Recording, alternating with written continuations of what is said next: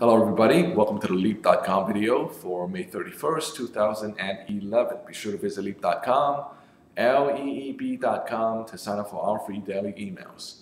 After considering asking Greek debt holders to accept a later repayment of loans, EU leaders have announced that, quote, total restructuring, unquote, has been taken off the table due to negative feedback. European Central Bank officials, who also have held a generally negative view on the proposed so-called restructuring, have declared that restructuring of Greece's debt would be considered to be a default. And in that case, they will not accept Greek bonds as collateral for emergency funding operations. The Prime Minister of Greece has announced a €6 billion budget cut this year in order to lower the deficit.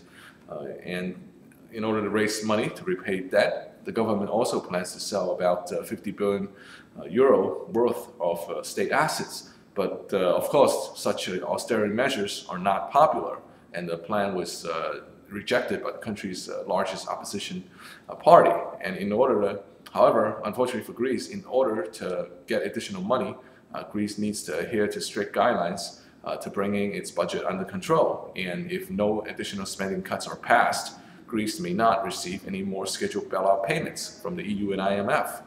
EU inspectors are currently reviewing Greece's progress in meeting conditions for last year's €110 billion bailout. And according to one report, the country has missed all of its targets so far. And under terms of the deal, Greece is due to return to the financial markets to try to raise €30 billion next year.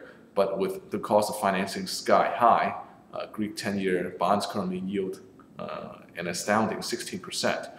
The cheap loans from the EU are a must. Additional aid is expected to be discussed and targeted for the end of June once the review process is completed. Europe's problems run deeper than Greece, obviously, and there are no easy solutions. However, as long as the fate of the euro currency is tied to the fate of Europe's debt-laden periphery economies, the EU and IMF will have no choice but to keep throwing money at the problem. And that should provide another tailwind behind hard assets, especially gold. That's it for today. Thank you for watching.